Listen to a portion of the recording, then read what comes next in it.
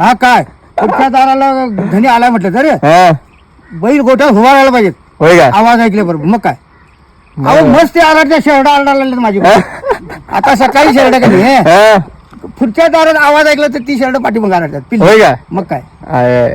मग ते त्यांच्यावर किती हे असेल लक्ष असेल मग हाय होय आपल्या जीवाप्रमाणे त्यांना बाळगा जनावर सुद्धा लई शान असते माणसा. तर मामाला या 6वी पासून नाद आहे. ह्या बैलगाडी शर्यत आणि घोडागाडी शर्यत ही साधी गोष्ट नाही आहे. ह्यो नाद रक्तात असला पाहिजे भावानो. विषय असा आहे कोल्हापुरात गाजलेला विषय म्हणजे नाद. नाद म्हणजे काय मैदान कुठं असले तर भावा प्रत्येक विषय हार्ड असतोय. जर कुठं मैदान असेल तर सांगायला लागत नाही की आज मैदान आहे भावा आज उद्या जाऊया असं काय नसतं इथं भावा. सांगायला आधी पब्लिक ढीक म्हणजे कुठं वैकत भावा इथं आज मैदान आहे म्हणजे आहे. तर हा नाद श्रीमंतांचा नाही भावा हा शेतकऱ्यांचा नाद आहे. विषय असा आहे की हा रक्तात नाद असला पाहिजे म्हणून सांगतोय. तर तुम्हाला मामाच्या बोलण्यावरनं समजलं असेल की हा नाद काय आहे.